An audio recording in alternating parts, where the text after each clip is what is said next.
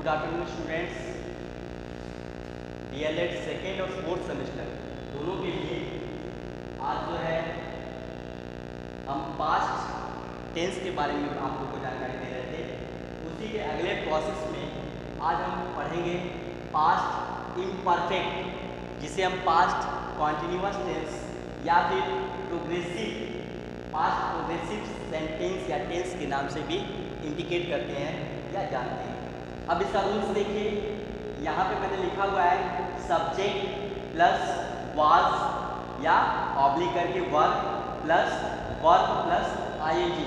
कल के वीडियो में मैंने जो है वर्ब के फॉर्मेट को आप लोग को दिखाया था कि किस प्रकार से वर्ब का फॉर्मेट होता है, कैसे जो है हम उसका यूज़ करते हैं और किस प्रकार से वो कहाँ पर परिवर्तित हो जाता है। तो यहाँ पे मैंने वर्ब प्लस आईएनजी लिखा हुआ है।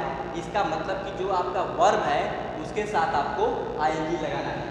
वाज और वर्ब का प्रयोग आप लोग को अच्छी तरीके से पता होगा। जो सिंगुलर्स होंगे उनके साथ वाज का प्रयोग और जो प्लूरल्स होंगे उनके साथ वर्ब का प्रयोग करते हैं। अब हम सीधे सेंटेंस की बात करते हैं। तो सेंटेंस में पास्ट इम्परफेक्ट या प्रोग्रेसिव सेंटेंस को हम लोग इस तरह से डिनोट करते हैं। सी वॉज राइटिंग, वह लिख रही थी। सी वॉज ऑलवेज कंप्लेनिंग, यानी कि यहाँ पे मैंने लिखा है ऑलवेज मतलब क्या होता है, हमेशा। वह हमेशा कंप्लेन करती रही थी। तो इसका मतलब कि दो सेंटेंस से बिल्कुल क्लियर हो जा रहा है कि हम लोग जो है पास्ट इम्परफेक्ट या प्रोग्रेसिव या फिर पास्ट कॉन्टिन्यूअस टेंस में किस प्रकार से सेंटेंस को बनाते हैं। ये आपका सी क्या हो जाएगा, सब्जेक्ट हो जाएगा। वाज वर्ब जो क्या है, हेल्पिंग वर्ब है, और यहाँ पे वर्ब के साथ मैंने जो है आईएनजी का प्रयोग किया है। ठीक इसी प्रकार से यहाँ पे सी क्या है, सब्जेक्ट है, ये आपका हेल्पिंग वर्ब है। ऑलवेज इंडिकेट कर रहा है, मतलब कि वो हमेशा कंप्लेन करती रही थी। और कंप्लेनिंग जो आपका वर्ब है और वर्ब के साथ मैंने आईएनजी का प्रयोग किया है। तो इस प्रकार से जो है पास्ट कॉन्टिन्यूअस टेंस या पास्ट इम्परफेक्ट टेंस को जो है हम लोग सेंटेंस बनाने का प्रयास करते हैं। इसी की अगली कंडीशन जो है आज हम इंडिकेट कर रहे हैं पास्ट परफेक्ट टेंस की। पास्ट परफेक्ट टेंस का मैंने रूल्स यहाँ पे लिखा हुआ है, subject plus had plus past participle. Past participle को हम लोग वर्ब का थर्ड फॉर्म भी कहते हैं, अर्थात ये वर्ब का क्या है, थर्ड फॉर्म है। यानी कि पास्ट परफेक्ट टेंस में हेल्पिंग वर्ब हैड के साथ जो है वर्ब का थर्ड फॉर्म यानी कि पास्ट पार्टिसिपल का प्रयोग जो है हम लोग यहाँ पे करते हैं। अब देखिए हम सेंटेंस से इसको समझने का प्रयास करते हैं कि किस प्रकार से पास्ट परफेक्ट टेंस को हम लोग बना सकते हैं। तो पहला मैंने सेंटेंस यहाँ लिखा है, Mohan had left before Sohan arrived. अब इस सेंटेंस में ध्यान से देखिएगा, हमने यहाँ पे बिफोर का प्रयोग किया है और इसमें दो सेंटेंस है। यानी कि मोहन हैड लेफ्ट, मोहन छोड़ चुका था, बिफोर सोहन अराइव्ड, सोहन के पहुंचने से पहले। तो इस सेंटेंस में दो सेंटेंस को इंडिकेट कर रहा है और एक सेंटेंस जो है वह दूसरे सेंटेंस से पहले कार्य हो चुका है। जैसे मैंने यहाँ पे लिखा है सोहन अराइव्ड, सोहन पहुंचा था, उसके पहले मोहन क्या हो चुका था, जा चुका था।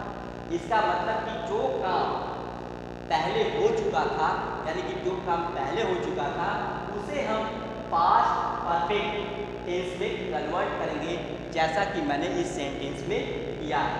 और जो काम उसके ठीक बाद हुआ है उसको हम लोग है सिंपल पास्ट टेंस में कन्वर्ट करने का प्रयास करते हैं। अब आ जाइए दूसरा एग्जांपल हम लोग यहाँ पे दिखा रहे हैं, he washed his face before he went to bed।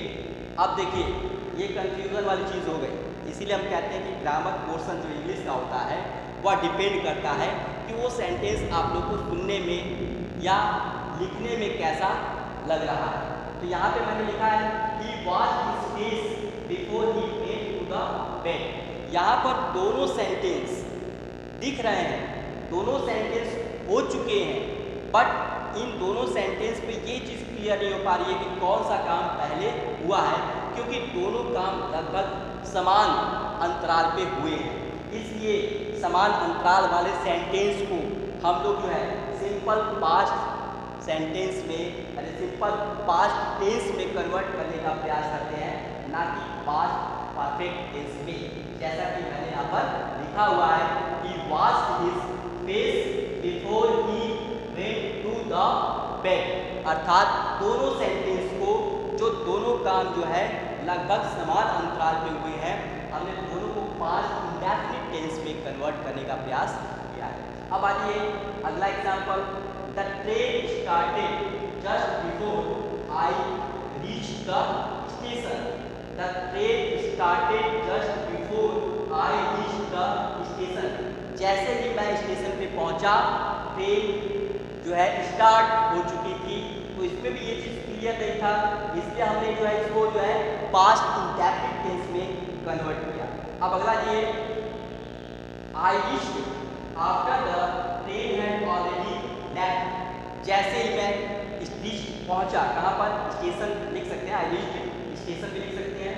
I reached after the train had already left, train पहले ही जा चुकी थी। तो यहाँ पर क्लियर है, बिल्कुल परफेक्ट क्लियर है कि यहाँ जो दो सेंटेंस मैंने बनाया हुआ है, इन दोनों सेंटेंस में जो अंतराल है वह काफ़ी दूरी पर अंतराल है। इसलिए मैंने एक सेंटेंस को पास्ट परफेक्ट में कन्वर्ट किया और दूसरे सेंटेंस को पास्ट इंडेफिनिट टेंस में कन्वर्ट किया। इसलिए पास्ट परफेक्ट सेंटेंस को बनाते समय बिल्कुल क्लियरिफिकेशन होना चाहिए, बिल्कुल क्लियर होना चाहिए कि कौन सा काम जस्ट पहले हो चुका है, कौन सा काम के बीच का जो अंतराल है वो काफ़ी कम है या फिर नगण्य है, और किसके बीच में अंतराल है, हम उस हिसाब से सेंटेंस को कन्वर्ट करते हैं।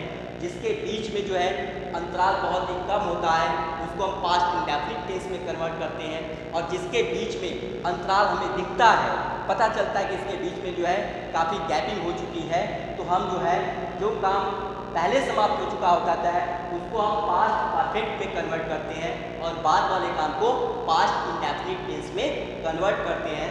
सो मेरा कहना यही है कि प्रैक्टिस, जब आप ग्रामर पोर्शन में प्रैक्टिस करेंगे तो इस प्रकार के सेंटेंस को अपने हिसाब से कन्वर्ट करने का प्रयास कर सकेंगे।